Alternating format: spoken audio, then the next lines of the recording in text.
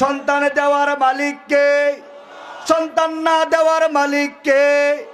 আরে গত কয়েকদিন আগে একখানা গান শুনলাম, ওই গানটা হঠাৎ করে কানের মধ্যে আওয়াজ লাগলো, ডেক্সিডের মধ্যে বাজাইতেছে। গানটা শোনার পরে দেখলাম গানের মধ্যে কত বড় শিরিকে ভরা। আরে আমাদের দেশের সরল মনা মানুষগুলো গানটা শুইনা ইমানটা নষ্ট করতেছে।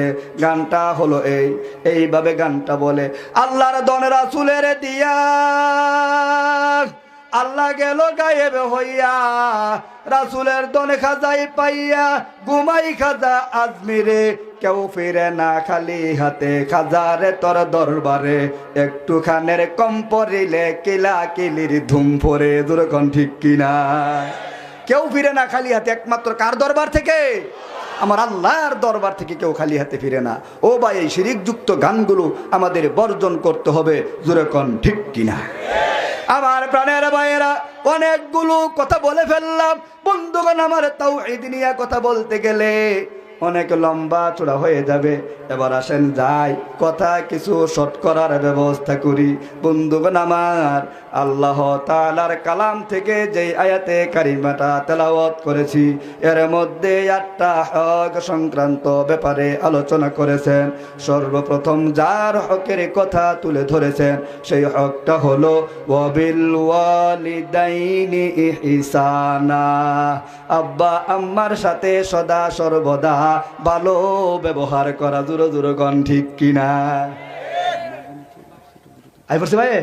যাক ভাই, আপনি বন্ধু মানুষ বয় ধরেন, ঘন ঘন চা খাওয়ান। আমার ওরা কাম রয়েছে না, এত তাড়াতাড়ি সারুন যাইব নি।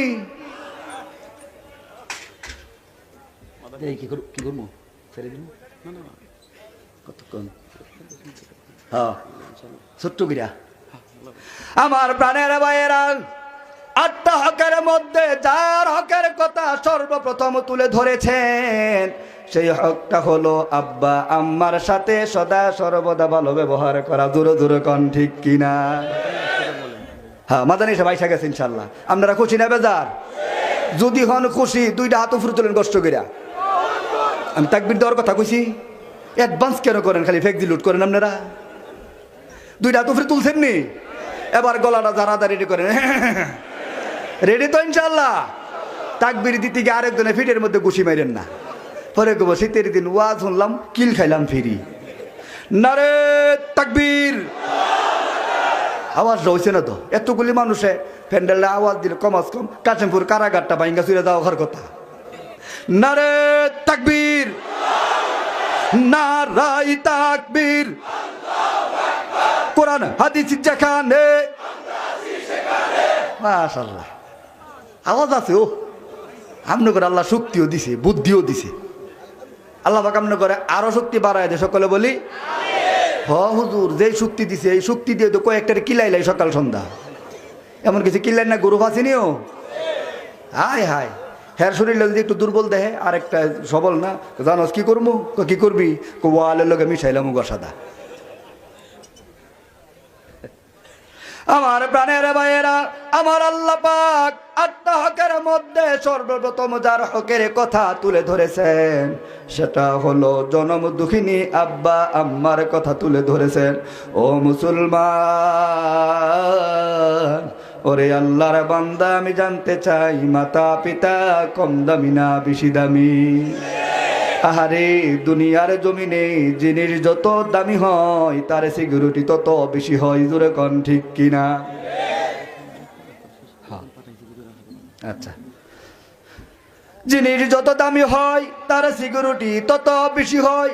লোহা যেই জায়গার মধ্যে রাখে, তামা সেই জায়গার মধ্যে রাখে না। তামা যেই জায়গার মধ্যে রাখে, রূপা সেই জায়গার মধ্যে রাখে না। রূপা যেই জায়গার মধ্যে রাখে, স্বর্ণ সেই জায়গায় রাখে না। জোরে জোরে কন ঠিক কিনা?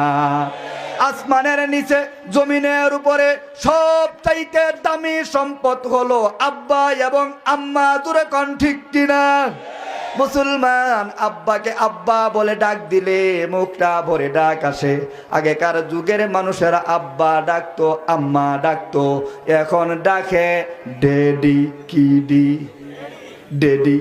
আবার অনেক সময় ডেডো ডাকে। ডেডোর তো মরা, ডেডোর তো কি আসলে দেখছি এটা মরার ঘরের মরা, ছেলে মেয়ের লোকে পারে না।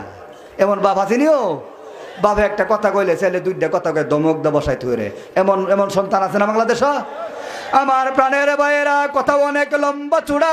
ও মুসলমান, মাতা পিতা কত দামি দেখেন।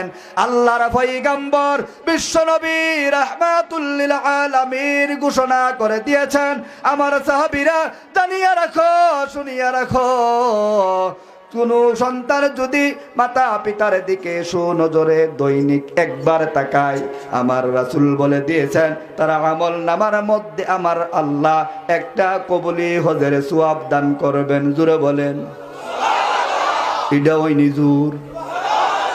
আরে আমাদের দেশের মানুষ মিছিল করতে করতে লুঙ্গি খুললা জায়গা আসেনি। সুবহানাল্লাহ আওয়াজ দিলে তো বালা, সুবহানাল্লাহ তামলাউল মিজান। রাসূল বলে দিয়েছেন সুবহানাল্লাহ বললে নেকের পাল্লা ভারী হয়। কিসের পাল্লা ভারী হয়? নেকের পাল্লা ভারী হয়। আমরা তো এটা বাকি দেখছি, এই কারণে জোরে বলতে রাজি না, মোহাব্বত নিয়ে বলতে রাজি না। যদি জানতাম যে সুবহানাল্লাহ বললে দোকানের মধ্যে কাস্টমার বেশি আইয়ে, দুইটা লোক রাখলাম বলে তোর কোনো কাম নাই, তুই খালি সুবহানাল্লাহ কবি। আসেনিও, আমরা দুনিয়ার লাভটা কেমন বুঝা বুঝছি।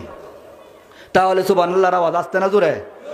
তাই একটু জোরে দিবেন, কারণ আছে একটা হাদিস বললেন, আল্লাহ রাসূল সাল্লাল্লাহু আলাইহি ওয়াসাল্লাম ঘোষণা করে দিয়েছেন, যেই লোকটা নাকি সুবহানাল্লাহ বলবে দুনিয়াতে, কোন জায়গাতে? আল্লাহ পাক সুবহানাল্লাহর বরকতে গাছ লাগাইবো জান্নাতে। কোন জায়গাতে? সুবহানাল্লাহ পরে কইেন আমার সাথে সাথে বইলা, গাছ লাগাইবো কোন জায়গাতে?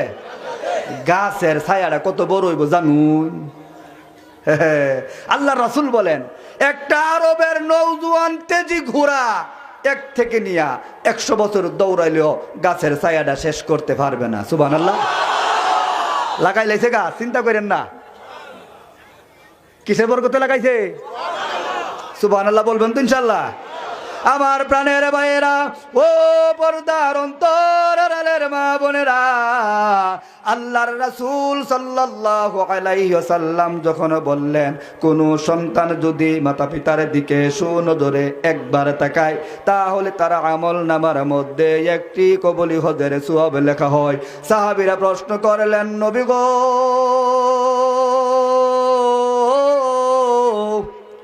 কোন সন্তান যদি দৈনিক মাতা পিতার দিকে সুনজরে 100 বার তাকায় তাহলে কি হবে? আমার রাসূল, আপনার রাসূল ঘোষণা করে দিয়েছেন, কোন সন্তান যদি মাতা পিতার দিকে সুনজরে দৈনিক 100 বার তাকায়, আমার আল্লাহ তার আমল নামার মধ্যে 100